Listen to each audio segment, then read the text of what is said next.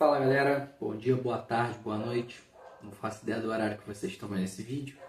Mais uma vez, muito bem-vindos aqui à bagunça do canal. Meu nome é Felipe e hoje vamos fechar o capítulo 9 da Era do Capital, do Hobsbawm. No vídeo de hoje nós vamos ver os seguintes temas: contexto de reforma e necessidade de revolução na Rússia, debate entre populismo e marxismo na busca por modernização da Rússia, o surgimento do movimento revolucionário russo e a comparação com revoluções internacionais e a Comuna de Paris. Para você que caiu aqui de paraquedas, caiu no susto, primeira vez que está visitando aqui o pequenininho canal, esse aqui é um resumo do livro A Era do Capital, do Hobsbawm. A ideia é fazer o resumo da coleção inteira. Playlist com a Era das Revoluções está pronto. Vou deixar aqui na tela em algum lugar. A da Era do Capital está crescendo. Posteriormente, vou fazer os outros, né? Se assim me for permitido. A dinâmica aqui é muito simples, galera. Eu tenho um resumo que está aqui no meu computador. E eu vou fazer uma leitura dinâmica do resumo. Vou deixar o resumo na tela, né? Para vocês poderem fazer as anotações. E vou fazer uma leitura dinâmica desse resumo. Lembrando que quem quiser o conhecimento completo, é melhor ler o livro. Afinal de contas, eu posso ter deixado alguma coisa passar, espero que não. Mas aqui é uma força para a galera que está com pouco tempo de estudar, ou então para quem está a fim de reforçar os conhecimentos. Bom, sem mais enrolações, deixa eu começar aqui a leitura. Uma informação também para a galera que está vendo aqui esse vídeo pela primeira vez no canal, está acessando o canal pela primeira vez. Essa aqui é a segunda parte do capítulo 9. Né? Se você acessar a playlist, você vai ver que ela está toda dividida em capítulos e partes. Só que o capítulo 9 ele tem uma parte só, mas era muito grande. Então eu dividi em primeira parte do capítulo 9, e essa aqui é a segunda parte, beleza? Eu vou deixar aqui também no card, né? Caso você queira ver a primeira parte do capítulo 9. Agora, sem mais demora, deixa eu começar aqui a leitura, pessoal. Vamos lá. No século XIX, todo mundo na Europa, né, sabia que a Rússia precisava mudar. Né? Desde os liberais mais moderados até a galera da esquerda radical. O país estava preso, né, um sistema político ultrapassado, comandado de forma autoritária, na época, pelo czar Nicolau I. Uma das coisas que mantinha o governo de pé era a falta de classe média forte, né? De uma classe média forte lá na Rússia, e a lealdade dos camponeses que ainda respeitavam a nobreza, mesmo com o descontentamento geral crescendo, né? Os camponeses eles ainda eram fiéis à nobreza. Quando os servos eles foram liberados em 1861, aí se abriu uma porta para o surgimento, né, de um movimento camponês mais revolucionário.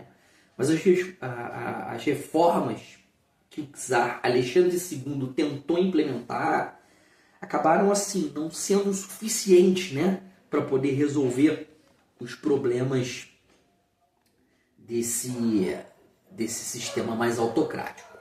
Na década de 1860, a Rússia começou a dar sinais de que uma revolução grande, né, tava por vir, pois o governo estava cada vez mais frágil e numa crise constante. Né? O Alexandre II ele tentou fazer algumas reformas, né, acabei de dizer, como acabar com a servidão, né, liberando os servos, mas essas mudanças elas acabaram sendo limitadas. Né? Não acabou animando tanto os reformistas. E, ao mesmo tempo, surgiu a inteligência russa. Era uma elite de pessoas educadas, né? Politicamente atentas.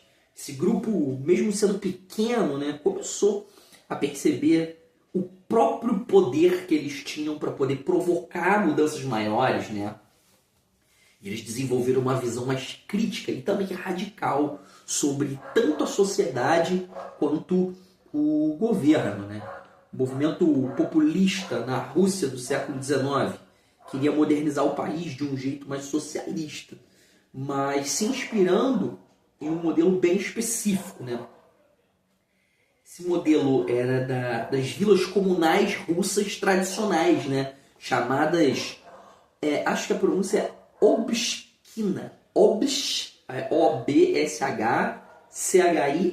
Obshchina. Não sei falar russo, mas acho que deu para poder entender. Basicamente, essas vilas elas funcionavam como pequenas comunidades onde as pessoas trabalhavam, né, e dividiam as coisas em conjunto.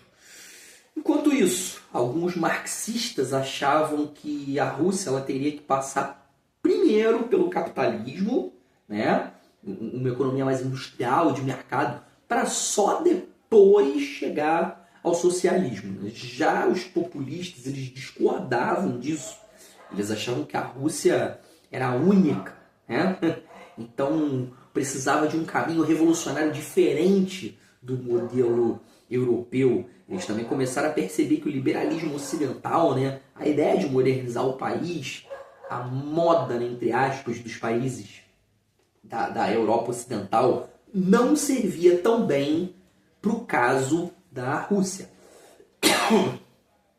Esse debate sobre seguir o modelo europeu ou criar algo próprio, né, acabou moldando as divisões políticas e também sociais da época, né? Mostrou o quanto era complicado buscar mudanças e modernizar a Rússia nesse período do século XIX. No final do mesmo século XIX, surgiu um movimento revolucionário na Rússia, né, liderado por jovens ativistas que queriam derrubar o governo do czar, com revoltas secretas e até mesmo atos de terrorismo, né?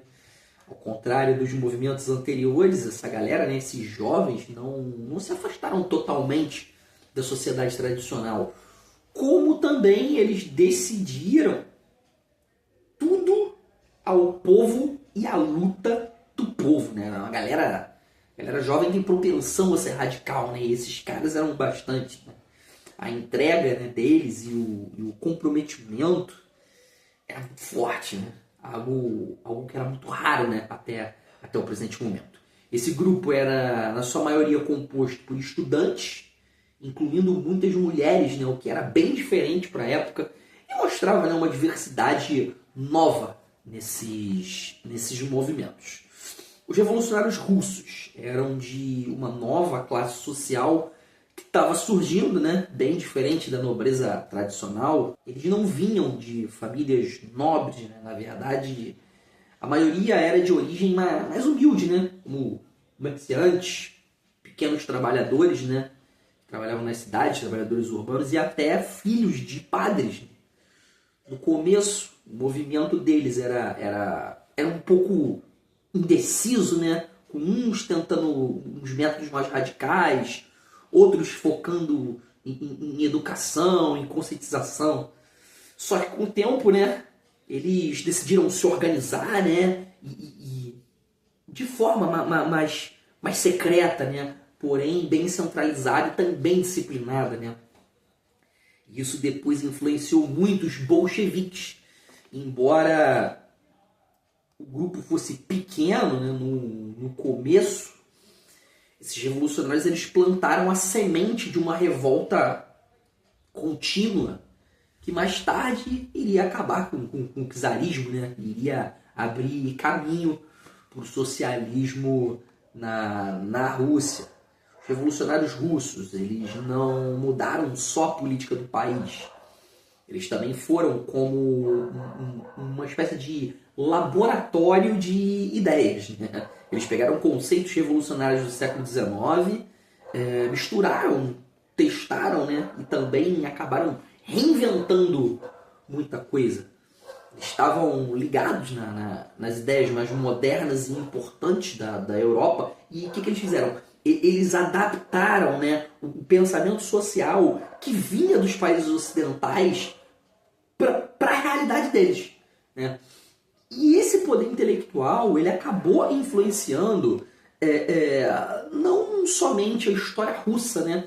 Ele deixou marcas em outras áreas, sociologia, antropologia, né? E da própria historiografia do Ocidente, né? A originalidade deles e o impacto que eles causaram, né, foi assim, global, né? Isso mostrou que o movimento revolucionário russo não era só sobre a Rússia, por assim dizer, né? Era também sobre a criação e a exportação de novas ideias.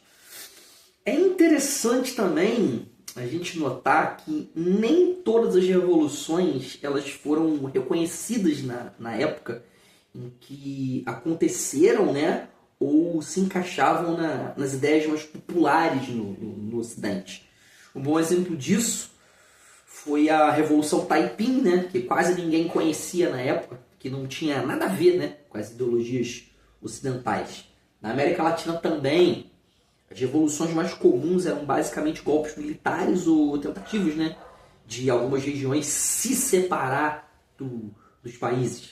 Na Europa, né, houve revoluções como a insurreição polonesa de 1863 e a conquista revolucionária liderada por Garibaldi, né, em 1860. Geralmente essas revoluções elas fracassavam, né, ou só tinham assim mais relevância dentro dos próprios países que elas aconteciam, né? É legal depois dar uma olhada, né, sobre essas revoluções. Elas foram menores, porém também bastante importantes, né? E não são muito comentadas. Comuna de Paris, galera, foi um movimento assim muito importante na história das revoluções. Ela não só, né, fez coisas consideradas legais, mas também ela se tornou um símbolo, tanto na França quanto entre os socialistas do mundo todo. Mesmo que ela tenha durado pouco tempo, né, ela foi uma tentativa de fazer um governo dos trabalhadores em Paris, a grosso modo é isso. E gerou muita preocupação, né, e até pânico nos governos da época. Né? A comuna ela era feita por vários tipos de trabalhadores que estavam tentando lutar contra a opressão no qual eles viviam. Só que eles acabaram sendo assim brutalmente esmagados, né, pelo poder, pelas forças do governo. Isso acabou resultando em muitas mortes, né, e prisões. E mostrou, né, quanto que a situação poderia ser tensa, ser violenta.